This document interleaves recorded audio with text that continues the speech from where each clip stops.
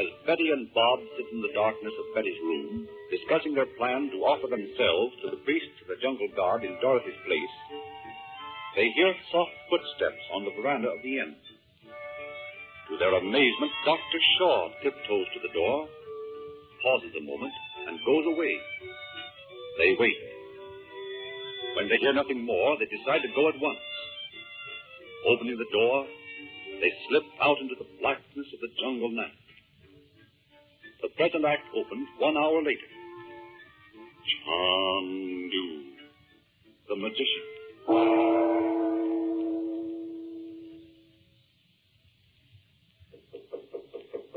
Yes? Yes. Who is it? It's I, Frank. Robert. Oh, just a minute. Just a minute. Come in, Robert. My word. You certainly made good time. What a trip. Oh, you're exhausted, Robert. Sit here. This Dorothy. Robert. Here, old man. Drink this. That's it. Feel better? Let me help you up. You can lie on this couch over here. Oh, I'm more tired than I thought. Take it easy. That's it. Now then, just stretch out there. Hungry? Want me to get you something to eat? No. We had some food a few hours ago. Just Dorothy. Still over there. Yes. She's all right, though. I mean, she's well. Did you really go all the way to the capital in this short time? Yes. Every step of the way. Must have been ghastly. I've reproached myself ever since I let you go. Oh, what difference does it make which one of us went? You mean it was no use? Yes. They won't do anything for us. Are you sure you saw the right man? I saw the fellow they told me was the head of the bonzes in this country, and he refused to do a thing about it. Did you tell him who you were? No. That was wise, I think. I thought I'd better not bring up anything about who you were, or my relationship to you, or anything of the sort. I just put it on the basis that Dorothy was accused of killing this priest, and that she hadn't done it. And I wanted him to send word down here to these fellows to let her go. I suppose, as usual, he gave you no reason. No. And that was the only time I wished I had let you come in my place. I felt you might have known how to prevail on him, at least to tell you why he refused. Oh, I wonder. I haven't made any headway with the natives in this village, you know. And I've tried. And so has Dr. Shaw. Persuade them to parole Dorothy to Shaw, but they won't do it. They're afraid we'll trick them and get her away somehow. They keep insisting that their dealings with white men have made them suspicious of all of them. Poor Dorothy. It's humiliating to think I've failed her when she's been so wonderful. Running through all sorts of danger to find me when Von Bolton had me shut up in that ruin. And coming over to that forsaken little Montebello just because I was going to be in Europe. She didn't want to worry me for staying at Beverly Hills alone. Then you can imagine what this means to me, Robert. Even Bob's done more for her than I have. What's Bob done? Well, of course, he shouldn't have. But only tonight. He hit upon the plan of going over and releasing Dorothy by cutting a hole in the wall. But how foolish. Where did he think he was going to take her? Oh, he didn't know. He thought he'd bring her over here, at least, and then I could think of something to do. Poor kid. Always before, when they've been in trouble, they've known they could count on me to get them out. But now I'm as helpless as they are. Do you mind telling me, Frank, why you can't make use of these occult powers of yours to release Dorothy? If she were free, there's no reason why we couldn't leave this place at once, is there? I mean, you're not staying here on account of this business you have with Dr. Shaw, are you? Surely you don't think I'd let that stand in the way of releasing Dorothy? No. For some reason, I can't understand. I'm simply powerless to help Dorothy with any secrets I know.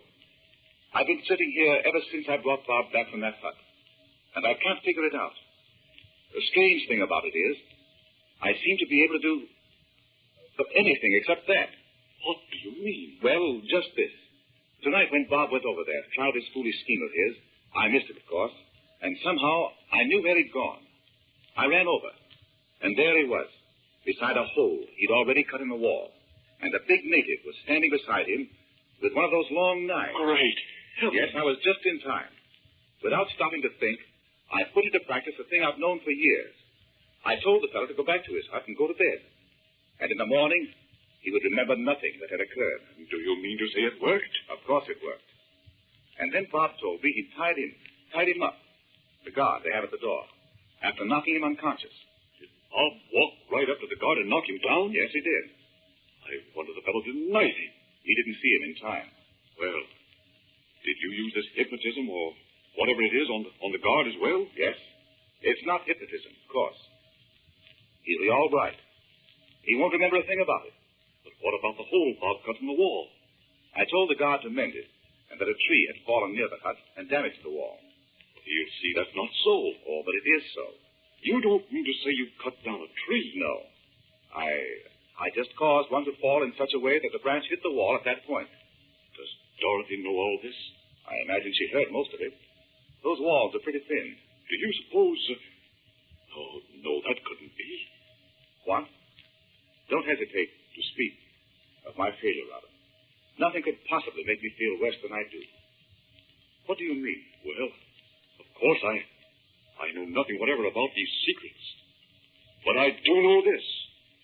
Many times when I've been in the midst of a particularly delicate or important experiment, I'd find that the one thing I needed would continue to elude me. Now, if you still have the power to do any of these things you've learned from the yogi, there's a reason why you can't release Dorothy. And it's not because you've lost the power. I know. I've been over it 1,000 times. And you're right that there's something. Just some one thing that's preventing me. I wish I could help you. No one can help me but myself. That's the irony of the whole thing. I've hardly slept an hour since they dragged Dot away from me, over there in the temple. I go over and over the circumstances. I've tried repeatedly to reach those priests through their native superstitions and fears. Hour after hour, I sit here in the darkness, working, and always with the consciousness that there's a high wall between Dorothy and me. I can't reach her. Listen to me, Frank. You can't go on like this. I've got some stuff here in this little medicine kit that Dr. Shaw gave me. He told me I might find it impossible to sleep in the jungle with all the fatigue and the nervous strain and so on. And he told me to take a few drops of this in water. Now, you've got to get some sleep. Won't you take some of it at least and sleep for a few hours? Let me fix it for you. No. Don't get up. You know if you get a little sleep, you'd have an entirely new slant on this whole thing. And I think that chances are you'd be able to solve it if your mind was clear. Oh, I know you're right. But it's been impossible for me to sleep, of course. Do you know what this reminds me of? Those first awful early days of the war. When our work was disorganized, and the enemy's secret agents were everywhere. And we didn't know what minute one of them would turn out to be someone we'd known and trusted for years. Yes. Except that was somehow impersonal. And you see, this is all my fault. I insisted that Dorothy should come over to Montebania. And that's led to this whole thing. But she wanted to come, Frank. You mustn't blame yourself. She said more than once she felt safer in Europe than she did at home. And she was glad to help you up there in Montebania. Yes, I know. Come now, Frank. Let's both get a few hours' sleep. Nothing can happen tonight. I mean, nothing worse can happen. No, that's one thing. We still have almost 2 weeks. Almost 2 weeks? What do you mean? Oh, didn't I tell you? Betty doesn't know it yet, but Bob does. They've decided that Dorothy is to be sacrificed. And they've set the time at the ceremony they call the Feast of the Darkened Moon. That's in about 2 weeks. Will the ship be here before that? You mean you think we might get Dorothy away by force and make a run for it? Yes. You're armed, of course. I have a pistol, and Bob has one, but I don't know how far we'd get in a scrap with those fellows. There are hundreds of them in the jungle in this vicinity. We'd do much better to trick them in some way. But how? And in any event, we'd have to wait for the steamer, wouldn't we? I wonder. You mean you have a plan of some sort? Even if you aren't able to make use of your occult powers? Well, it's hardly as definite as a plan, but at least it's an idea. Oh, sorry. Oh, my word. I'm fagged out. Why don't you go to your room and turn in? I'd like to see you get some sleep. Where are you going? Listen, Robert. Before you left, did you notice that Dr. Shaw acted very strangely? Tell you the truth, Frank, I thought he did, too. But I hadn't met him before, you know. And I thought perhaps he'd always been that way. Why? There's something very queer about him that I'm going to investigate. See here, Frank. You don't mean you think Shaw was mixed up in this native mumbo-jumbo, do you? Why, it's unthinkable. When you've been in this part of the world as long as I have, Robert, you know nothing's unthinkable. You know what he said that day about being strangely affected by the native ceremonials? No. I didn't hear that. I'm going to see what I can find out about that workshop of his. He has a little back room there where no one ever goes except himself. And I've tried to get in there and see what he's up to. But you can do that in the morning, can't you? I invite him to go with me for a little walk down to the sea. While we're gone, you can explore as much as you like. How's that? Yes, that's right. That's just what I'll do. Poor old Robert. He'll have a sleep already. I'll just look in on Bob and see if he's really stayed in bed. Bob? Bob? Just as I said, he's not there. You don't think? Where are you going, Frank? I'm going to see if Betty's in her room. Betty Lou. They're both gone. Do you think someone's taken them away? Quick, let's go and see what's going on over there, where that drum's beating. Hurry.